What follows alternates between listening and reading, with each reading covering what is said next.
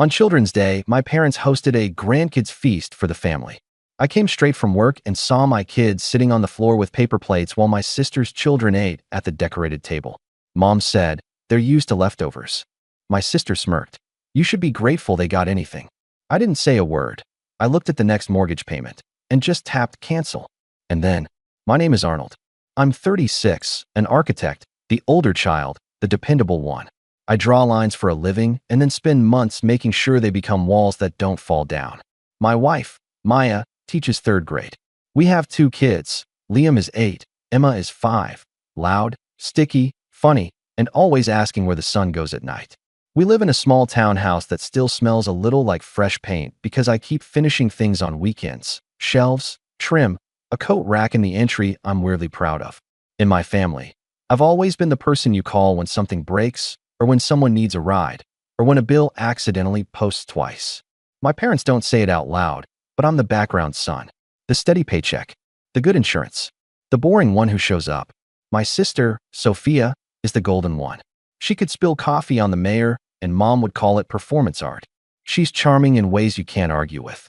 She talks and people lean in. She has 2 kids, Max and Ivy, who wear coordinated outfits in every photo. She posts long captions about intention and slow living. I scroll past and then go back to measuring stair treads. Childhood wasn't cruel. It was just obviously tilted. Sophia's ballet shoes were a priority. My cleats were maybe next month. Her bedroom got a mural. Mine got a lecture about responsibility. When I got my first internship, Dad said, "That's great. Don't forget your sister's car needs a tune-up." I thought that's what families did. Help each other. I said yes a lot. This year, Children's Day fell on a Tuesday. My parents turned it into Grandkids Day because it's cute, and they're only little once. They asked us to come after work. I came from a site walk, still in boots with dust on them, my tablet under my arm. Maya had parent-teacher conferences, so I picked up Liam and Emma from aftercare, changed their shirts in the car, combed Emma's hair with water in my hand. The front yard had balloons tied to the fence. Inside, the house smelled like butter and cinnamon. Mom had a banner that said Grandkids Feast in glitter letters. The dining table was set with a white runner, gold plastic cutlery, and 4 name cards. Max, Ivy, Sophia, MOM. There were little jars with daisies and a kid's throne chair with a sash. Cute. Photo-friendly. My kids weren't in the dining room. I found them in the living room, backs against the sofa, sitting on the carpet with paper plates. Their plates had a scoop of macaroni that had already crusted at the edges, a curled hot dog, and 2 grapes rolling around. Max and Ivy were in the dining room eating chicken cutlets and mashed potatoes from real plates, the kind my mom only uses for holidays. There were cupcakes with tiny sugar crowns, 4 of them, already on the table. I counted without meaning to. "Hey," I said lightly. "Why are you guys out here?" Emma shrugged. "Grandma said it's the kids' zone." Liam didn't look up. He was concentrating on cutting the hot dog with a plastic fork that kept bending. I carried my dust and my calm into the kitchen. Mom turned from the stove with a bright smile. "Arnold, you made it. Take your boots off, sweetheart." I glanced at the table again. Where should I set Liam and Emma? Mom waved a hand. "They're fine in there. Less mess. Besides, they're used to leftovers." The word landed like a small stone. Leftovers. Sophia leaned against the counter, her hair perfect, holding a stemless glass of wine. She smirked like the cameras were rolling. "You should be grateful they got anything," she said, light, joking, not joking. I looked at Liam. He was still sawing at the hot dog. Emma had her little knees tucked under her, watching the cupcakes like stars. My chest did that tight thing. It wasn't rage. It was a slow, careful click, like when a door that's been scraping on the floor finally finds the right angle and closes. I didn't say a word. I set my tablet on the counter. It lit up with my calendar. Tomorrow's site meeting. Thursday's client call. And right there, a reminder glowing in yellow. Mortgage, due in 3 days. My thumb hovered over a different recurring payment, one I had set up a year ago out of temporary help. I looked at my kids sitting on the carpet, at the cupcakes lined up like a crown, at my sister's smile, and I felt something settle. I didn't argue. I didn't raise my voice. I went back to the living room, sat cross-legged beside my kids, and started cutting the hot dog with my house key. And that was the first click. The temporary help started 14 months ago with a phone call at 10:42 p.m. Mom said their mortgage rate jumped after the adjustment and things are tight. She said it like a weather report. Dad had surprise dental work. Sophia's freelance checks were delayed again. They were just a little behind, she said, and I could bridge us over for a few months. I was in the middle of revising a stair detail. I looked at the numbers and I said yes. I set up a recurring transfer, $1,050 on the first of the month to my parents' mortgage, just for a bit. Then came the utilities one rough winter, $230 for gas, $118 for electric. Then, Sophia's minivan needed brakes, for $187. Then Max's soccer registration, $165. Then Ivy's speech therapy, until insurance kicks in, $320 monthly. I kept a spreadsheet because I'm the kind of person who likes square cells and totals at the bottom. I told myself it was fine. Family. Temporary. The problem with temporary is that people get comfortable. The first month you're the hero. The fourth month you're the plan. The eighth month you're the floor no one looks at because they assume it'll hold. Meanwhile, our life wasn't flashy. My salary is steady but not endless. Architecture is ours, not yachts. Maya's teacher paycheck is honest and small. We have a mortgage that squeaks if I don't watch it. Daycare used to eat us. Now aftercare nibbles. We budget. I drive a 12-year-old hatchback that sticks in second when it's cold. I take side C80 gigs some nights, small permits, decks, a garage conversion for a neighbor. I run numbers in my head while I brush my teeth. And still I said yes. I watched my parents' fridge fill with those fancy yogurts mom likes. I watched Sophia post blissed out weekend from a cabin. I brought over space heaters when their furnace groaned and then watched Dad give one to Sophia because she gets cold easily.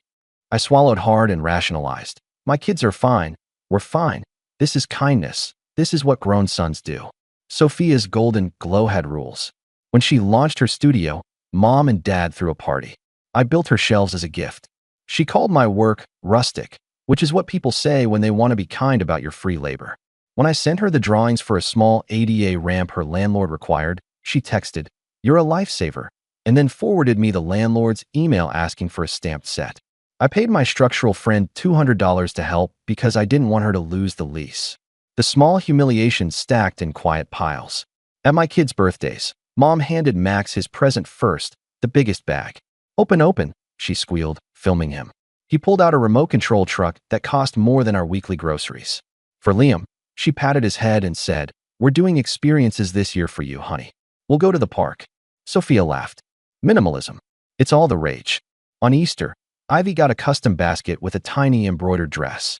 Emma got a Target bag with a sheet of stickers. Mom said, "It's the thought." Maya bit her lip so hard I saw the white line.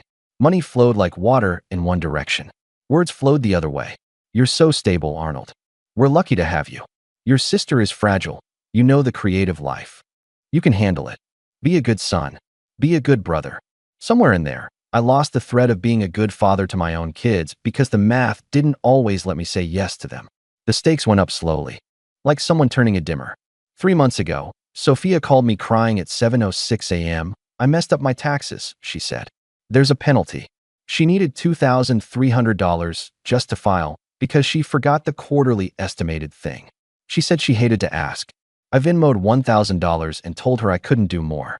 She said, "No worries," in that airy way that made it sound like I'd given her a glass of water, not $1,000 I didn't really have. 2 months ago, Mom brought up the idea of a Grandkids fund. She pitched it like a startup. Every month, we all put in. For experiences, classes, college later. It'll make memories. She looked at me when she said, "We all," but her eyes landed and stayed there. "You could do $400, right? You make more than your sister." I said I'd think about it. She took that as a yes. 1 month ago, Dad asked me to co-sign on Sophia's refinance. "Just to get her through this rate," he said, like he was talking about a flu. "She's almost there." He smiled the way dads smile when they want you to do the right thing for the team. I said no. It was the first no that sounded like a full stop. He got quiet and said, "Don't be dramatic." Then came Children's Day. Maya texted me at 4:11 p.m., "Please take snacks. Emma crashes if she doesn't eat by 5. I sent a thumbs up and swung by the house to grab apples. We arrived at my parents' place at 5:36. The cupcakes on the grandkids' table had little tags that said Max's chocolate, Ivy's strawberry, and 2 with extras in faint pen. The extras never had names. They were for whoever was lucky. I don't think 2 grapes and a crusty Max scoop would have broken me by themselves. It was the comment and the smirk. They're used to leftovers. You should be grateful. The way Sophia's kids got glitter crowns that said Prince and Princess while Liam and Emma sat on carpet lint, eating with plastic forks that kept snapping. In that moment, in the kitchen with my boots and my dust and my spreadsheet hiding in my phone, I felt the math invert. The plan I'd quietly been since last year was about to change shape.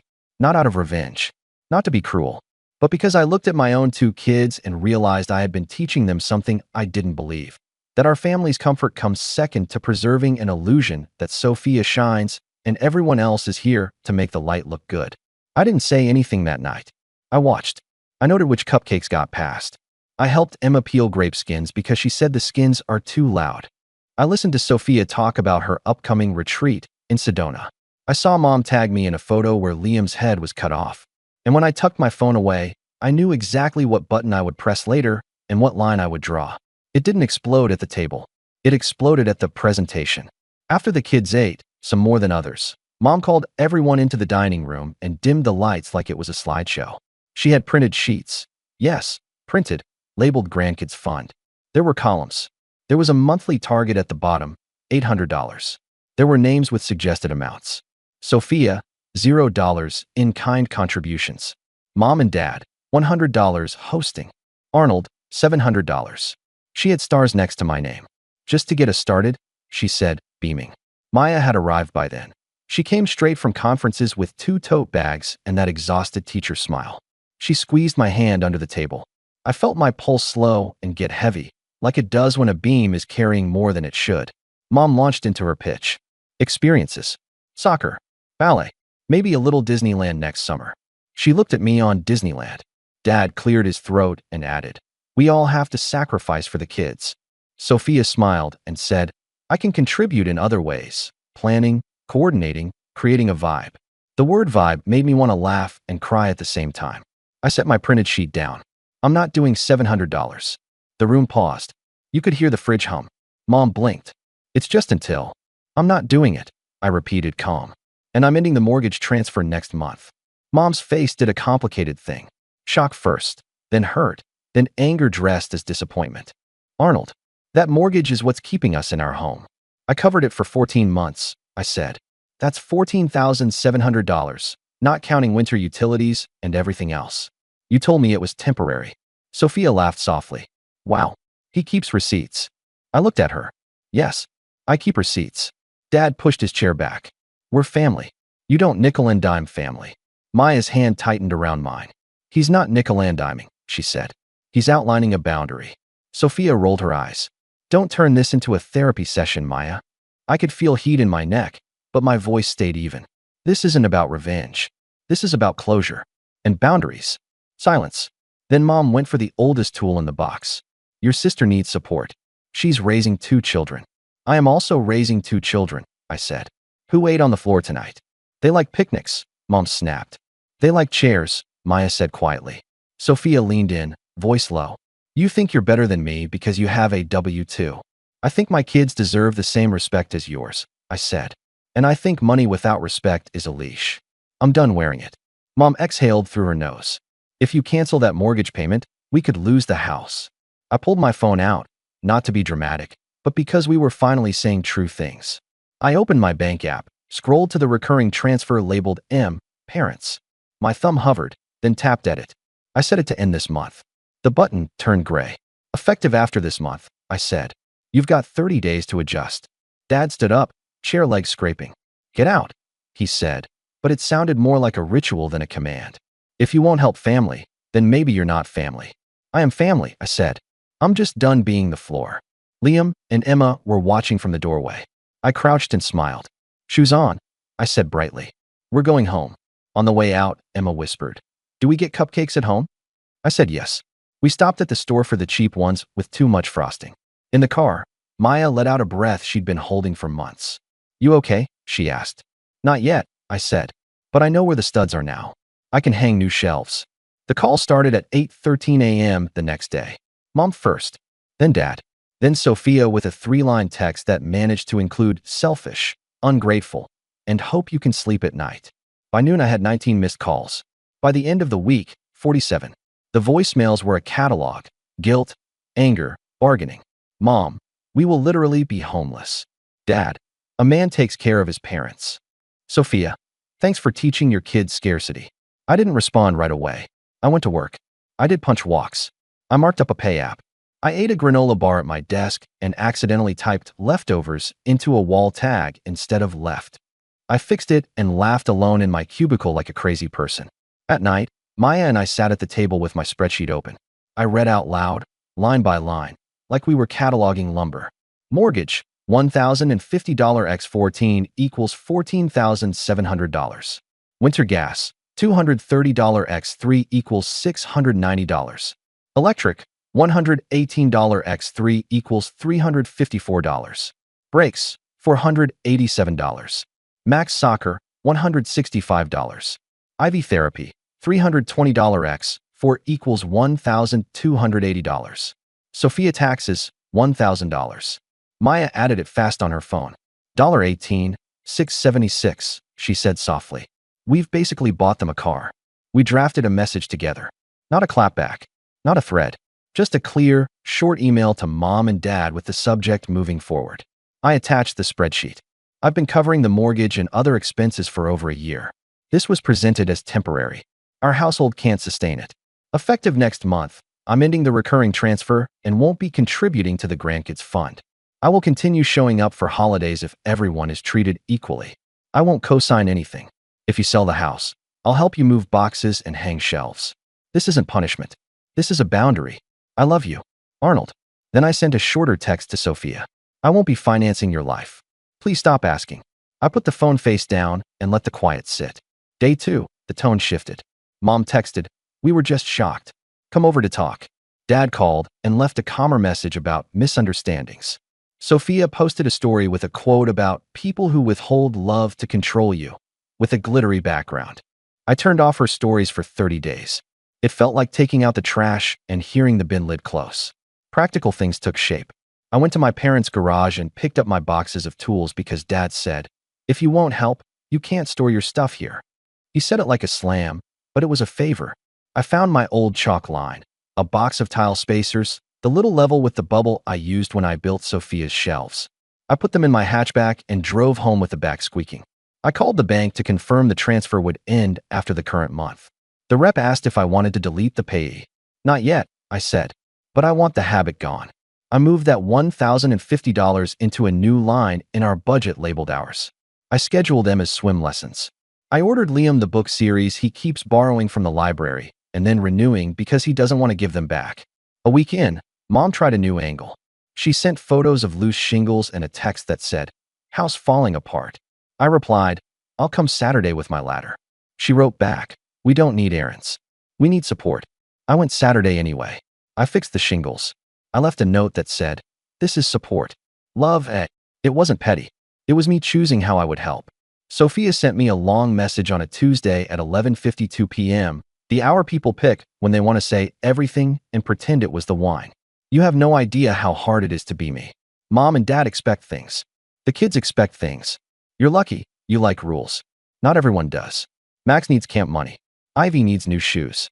Why is it easy for you to watch them struggle?" I stared at it, then typed, "It's not easy. It's also not my job." She wrote back, "You're cold." I didn't answer. I put my phone on airplane mode and slept like someone had turned down a noise I didn't realize had been on for years. There were awkward ripples.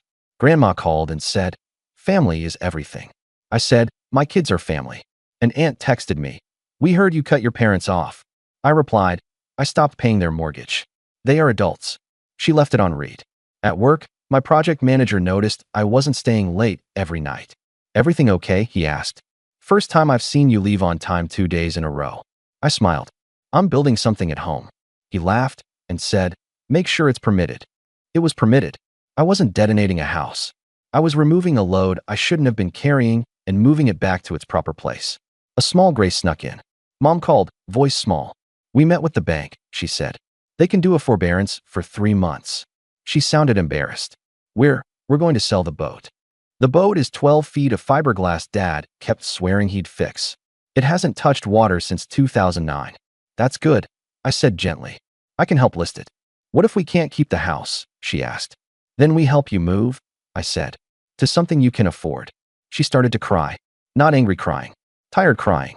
We wanted to give you kids more. I know, I said. But you gave us a lesson instead. What lesson? She asked. That I don't want to do this to my kids, I said. Another week. 32 missed calls total, then none. A quiet I didn't know I needed settled over our evenings.